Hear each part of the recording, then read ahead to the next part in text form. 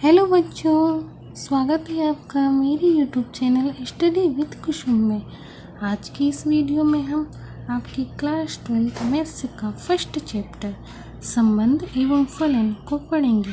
आज इस वीडियो में हम संबंध एवं फलन चैप्टर को स्टार्ट करेंगे। और ये जो शब्द है संबंध यानी रिलेशन, इस शब्द से आप भली भांति परिचित होंगे। आपने अपने दैनिक जीवन में कई प्रकार के संबंध देखे होंगे, जैसे भाई बहन का संबंध, पिता पुत्र का संबंध, अध्यापक और विद्यार्थी का संबंध। और आपने गणित में भी कई प्रकार के संबंध देखे हैं, जैसे कोई संख्या m संख्या n से छोटी है। एक अन्य उदाहरण लें, जैसे कोई रेखा L रेखा m के समांतर है। ऐसे ही कोई समुच्चय A समुच्चय B का उपसमुच्चय है। तो आज की इस वीडियो में हम इस संबंध को ही जानेंगे। हमें आज इस संबंध को ही पढ़ना है।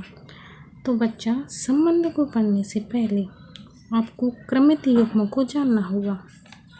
क्रमित युग्म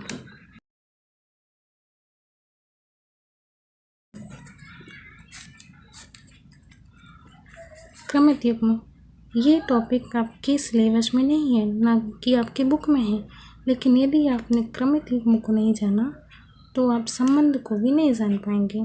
संबंध को समझने के लिए क्रमित युग्म को समझना ज़रूरी है। क्रमित युग्म इसमें एक शब्द है युग्म। अभी आप क्रमित को छोड़ दें तो युग्म इसका सिनोनिम्स होता है जोड़ा, यानी कि पेयर इंग्लिश में बोले तो आपने दैनिक जीवन में बहुत से पेयर देखेंगे, जैसे शूज़ का पेयर, सॉक्स का पेयर, और जैसे पेन और कैप इसका भी पेयर, कंप्यूटर और माउस इसका पेयर। तो आप युग्म यानी पेयर से तो भली भांति परिचित है, लेकिन क्रमित युग्म क्या है? तो क्रमित युग्म एक ऐसा युग्म जिसका क्रम निश्चित कर दिया जाता है। क्रमित युग्म क्या है? एक ऐसा युग्म जिसका क्रम हमने निश्चित कर दिया है, यानी उसके क्रम को हम बदल नहीं सकते। जैसे ये है कि m n से छोटी है, तो हम ऐसा तो नहीं कर सकते, इसके क्रम को नहीं बदल सकते कि n m से छोटी है। जैसे ये है A उपसमुच्चय है B का, तो हम इसका भी क्रम नहीं बदल सकते कि B उपसमुच्चय है A का। तो क्रमित युग्म वह युग्म जिसका क्रम हमने निश्चित कर दिया है, होता है क्रमित युग्म। हम इसकी परिभाषा देख लेते हैं। गणितीय परिभाषा क्या है? तो बच्चा, क्रमित युग्म की परिभाषा है अवयवों का ऐसा युग्म जिसे वक्र कोष्ठक में लिखते हैं तथा जो एक विशेष क्रम में समूहित होते हैं। उदाहरण जैसे A B X Y, ये जो होता है ये होता है वक्र कोष्ठक। इसे आप छोटा कोष्ठक भी बोलते हैं, ये वक्र कोष्ठक होता है। और जो ये होते हैं ये अवयव होते हैं। तो ये क्या है? अवयवों का एक ऐसा युग्म। दो अवयव है तो वो युग्म हुए ना, तो अवयवों का ऐसा युग्म जिसे हम वक्र कोष्ठक में लिखते हैं तथा जो एक विशेष क्रम में समूहित होते हैं। मतलब यही बोल रहा है कि क्रम इसका निश्चित है, विशेष क्रम में, तो उस क्रम को बदल नहीं सकते। क्रमित युग्म का हम एक उदाहरण लें तो जैसे कोई बिंदु है, किसी समतल में कोई बिंदु है, तो उसके हम निर्देशांक कैसे दिखाते हैं? x y से दर्शाते हैं उसके निर्देशांक।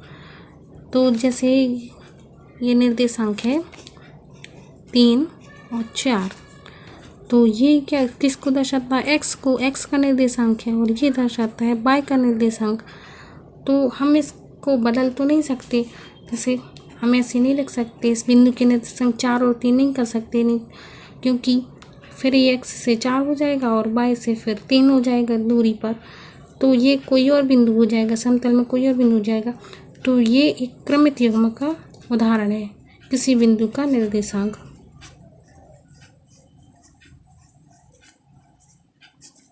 क्रमित युग्म का उदाहरण है। अब हम देखते हैं क्रमित युग्म की समानता।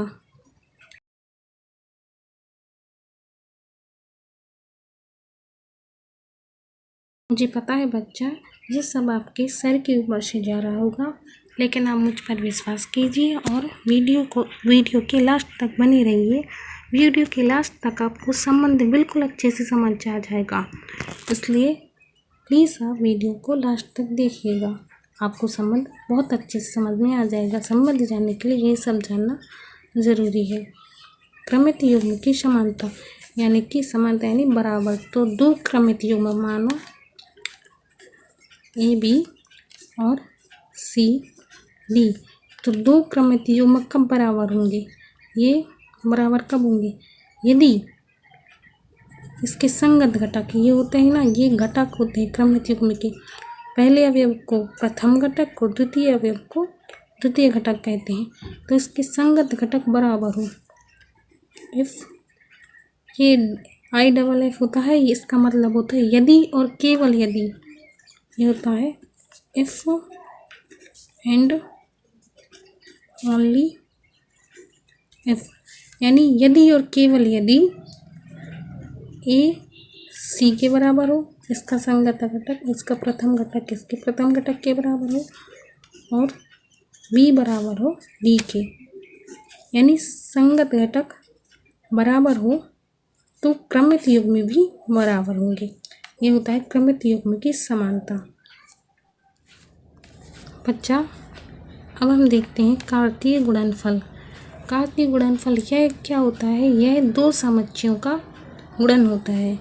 दो समुच्चय माना ए और बी हैं, तो इनके गुणनफल को ही हम क्या कहते हैं? कार्तीय गुणनफल। इनके गुणन को हम कार्तीय गुणनफल कहते हैं और इसे हम ए क्रॉस बी द्वारा दर्शाते हैं। रिप्रेजेंट ए क्रॉस बी द्वारा हम करते हैं। जैसे हम इसका उदाहरण लें तो ये समुच्चय ए है 1 2 और बी है ए बी। तो इसका कार्तीय गुणनफल ए क्रॉस बी क्या होगा? यहाँ पर ए पहले है तो ए के अवयवों का हम बी में गुणा करेंगे, यानी कि इसमें क्रमित युग्म में ए के पहले अवयव ए का आएगा, प्रथम घटक ए का होगा और दूसरा घटक बी का होगा। जैसे ए क्रॉस बी, इसमें गुणा नहीं करना कि ए क्रॉस बी है तो गुणा कर दिया कि एक का ए में गुणा होगा तो ए आएगा, ये गुणा नहीं है। इसमें हम ये इसका कार्तीय गुणनफल का अर्थ है कि हम इसके कितने युग्म बना सकते हैं, क्रमित युग्म कैसे बना सकते हैं, किस द्वारा इसे किससे संबंधित कर सकते हैं। होगा एक हो जाएगा 1A और हो जाएगा 1B और एक हो जाएगा 2A और 2B। मतलब कि ए के सभी अवयवों को बी के सभी अवयवों से संबंधित करना, मतलब सभी से युग्मित करना। एक को ए से भी कर दिया, एक को बी से कर दिया, दो को ए से कर दिया और दो को बी से कर दिया। यदि बी क्रॉस ए होता तो इसका अर्थ होता कि बी के अवयव को ए के अवयव से युग्मित करना है, यानी कि क्रमित युग्मों में बी का प्रथम घटक होगा और ए का द्वितीय घटक होगा। प्रथम घटक ये होता है, द्वितीय घटक ये होता है, तो ये होता A1 A2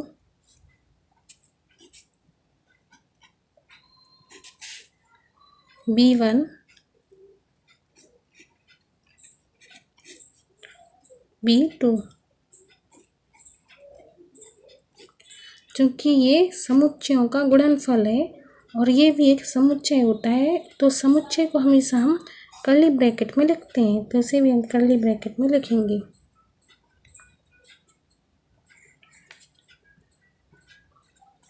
इस बी क्रॉस ए, ये ए क्रॉस बी का उल्टा है, तो यदि हम इसके अवयवों को उल्टा कर दें, यानी कि पलट दें, एक को एक से और एक को एक से बदल दें, ऐसे सभी अवयव को बदल दें, तो यही आ जाएगा। यानी कि बी क्रॉस ए ऐसे निकालने से अच्छा है कि इनके अवयवों को पलट दें। ये यदि पलट के देखें तो यही आएगा A1 B1 A2 और B2, यही आएगा। बच्चा हम कार्तीय गुणनफल की गणितीय परिभाषा देखते हैं। दो समुच्चय ए तथा बी का कार्तीय गुणन क्रमित युग्मों का वह समुच्चय होता है जिसका प्रथम घटक पहले समुच्चय से तथा द्वितीय घटक द्वितीय समुच्चय से होता है। ए क्रॉस बी बराबर क्या होता है? कार्तीय गुणन का समुच्चय जिसका प्रथम घटक ए पहले समुच्चय से ए बिलोंग्स टू ए तथा द्वितीय घटक यानी बी द्वितीय समुच्चय से बी बिलोंग्स टू बी होता है। बच्चा अब हम देखते हैं कि कार्तीय गुणनफल में ये जो होता है ए क्रॉस बी, इसमें कितने अवयव हो सकते हैं, कितने अवयव होते हैं, इसकी गणना हम कैसे करेंगे? तो इसकी गणना हम करते हैं यदि किसी समुच्चय ए में अवयवों की संख्या एन ए बराबर पी है तथा समुच्चय बी में अवयवों की संख्या एन बी बराबर क्यू है, तो समुच्चय ए क्रॉस बी जो कार्तीय गुणनफल होता है उसमें अवयवों की संख्या होती है एन ए क्रॉस बी बराबर पी क्यू, यानी कि इनके अवयवों का गुणनफल, इनके अवयवों की संख्या का गुणनफल होता है इसकी कार्तीय गुणनफल के अवयवों की संख्या। जैसे ए बराबर है 2 3, बी बराबर है सी आर, तो ए क्रॉस बी में अवयव होंगे, ए में अवयव की संख्या है 2, बी में अवयवों की संख्या है 2, तो ए क्रॉस बी में होगी इनका गुणनफल बराबर 4। ए क्रॉस बी को आप बना के देख लीजिए, 4 ही अवयव होंगे। देखते हैं ए क्रॉस बी बराबर 2C 2R 3C 3R। बच्चा अब आपका ध्यान आपके मोबाइल की स्क्रीन पर होना चाहिए क्योंकि अब हम अपने टॉपिक संबंध पर ही बात करेंगे, इसलिए आप सब कुछ छोड़ दीजिए, सीधा आप अपनी मोबाइल की स्क्रीन पर इस वीडियो को देखते रहिए। यदि हम कोई और समुच्चय लें जैसे R बराबर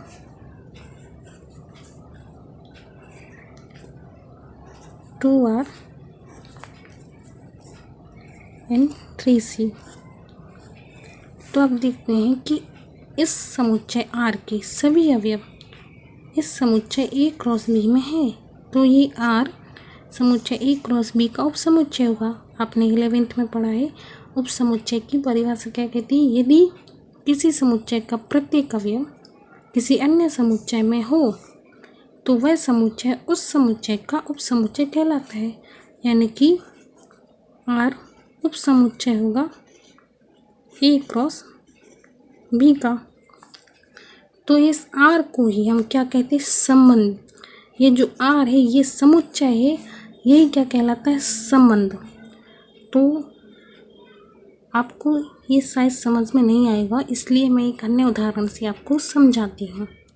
हाँ तो बच्चा ये एक उदाहरण है, ये एक समुच्चय है ए बराबर ए बी और दूसरा समुच्चय है बी बराबर अली भानु अनीता चिंटू। तो इसका कार्तीय गुणनफल क्या होगा? ये Ali B Bhanu A Anita A Chintu B Ali B Bhanu B Anita और बी चिंटू। यदि मैं एक समुच्चय लूँ एक्स, एक समुच्चय लूँ इसमें कुछ अवयव हैं इसके ए अली ए अनीता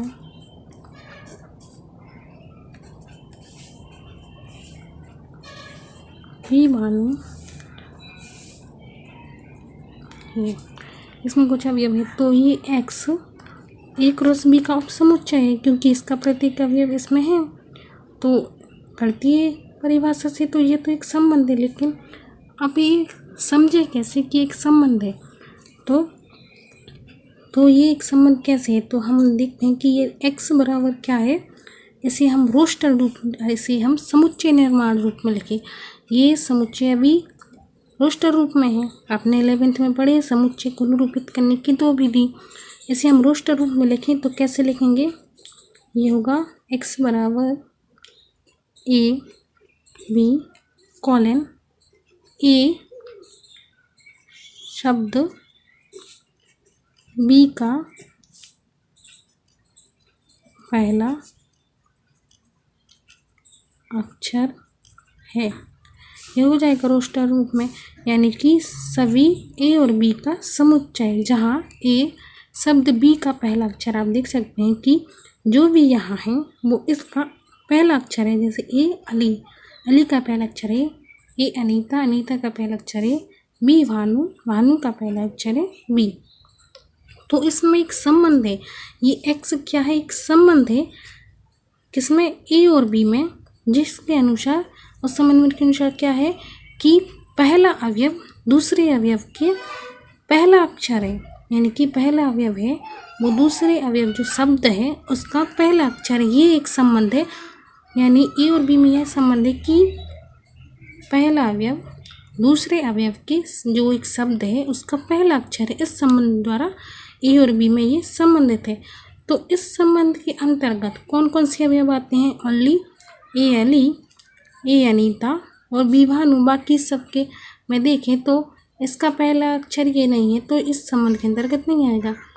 तो इसका भी पहला अक्षर ये नहीं है। अच्छा, हमने देखा कि यह संबंध एक्स ए और बी में किस प्रकार है कि ए बी से एक्स द्वारा संबंधित है।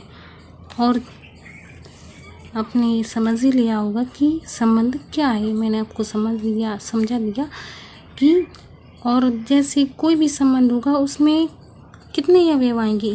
जितने भी आएंगे ए क्रॉस बी में से ही आएंगे, और कोई आ ही नहीं सकते। तो ए क्रॉस बी का उपसमुच्चय ही होगा कोई भी संबंध होगा। तो ए क्रॉस बी के प्रत्येक उपसमुच्चय को क्या कहते हैं? हम संबंध कहते हैं। ए क्रॉस बी का प्रत्येक उपसमुच्चय संबंध कहलाता है।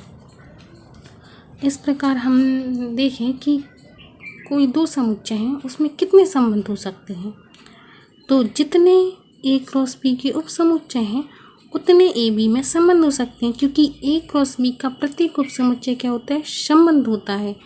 तो ए क्रॉस बी के कितने उपसमुच्चय हो सकते हैं? हमने 11th में फॉर्मूला देखा है कि किसी समुच्चय के उपसमुच्चय की संख्या होती है 2 to the power n, जहाँ n उस समुच्चय के अवयवों की संख्या है। यहाँ किसी समुच्चय के अवयव की संख्या क्या आएगी? P Q. हमने बताया था आपको कि यदि एक समुच्चय की अवयव संख्या p है और दूसरे समुच्चय की अवयव संख्या q है, तो ए क्रॉस बी में पी क्यू होंगे। तो ए क्रॉस बी के अवयवों की संख्या है पी क्यू, तो उसके उपसमुच्चय की संख्या होगी 2 to the power P Q. जैसे कोई क्रमित योग में जो कि किसी संबंध आर का अवयव है, ये भी किसी संबंध आर का अवयव है। तो इसका अर्थ ये है कि ए बी से संबंध आर द्वारा संबंधित है, और इसे हम ए आर बी लिखते हैं, यानी ए बी से आर द्वारा संबंधित है, ए आर बी। उसके द्वारा वीडियो के लास्ट तक बने रहने के लिए आपका बहुत बहुत धन्यवाद। मुझे आशा है कि आपको संबंध समझ में आ गया होगा। अगली वीडियो में हम द्वि आधारी संबंध और इस संबंध के प्रकार यानी स्वतुल्य सममित और संक्रामक सममित संबंध को समझेंगे और प्रश्नावली 1.1 के क्वेश्चन करेंगे। साथ में ही हम उदाहरण के भी क्वेश्चन करते जाएंगे। यदि आपको वीडियो पसंद आई हो तो प्लीज़ इसे लाइक कीजिए, अपने दोस्तों के साथ शेयर कीजिए और हमारे चैनल को सब्सक्राइब कीजिए और बेल आइकन को प्रेस कीजिए ताकि आने वाली वीडियो का नोटिफिकेशन आपके यहाँ पहुँच जाए और आप अपनी पढ़ाई स्टार्ट कर दें।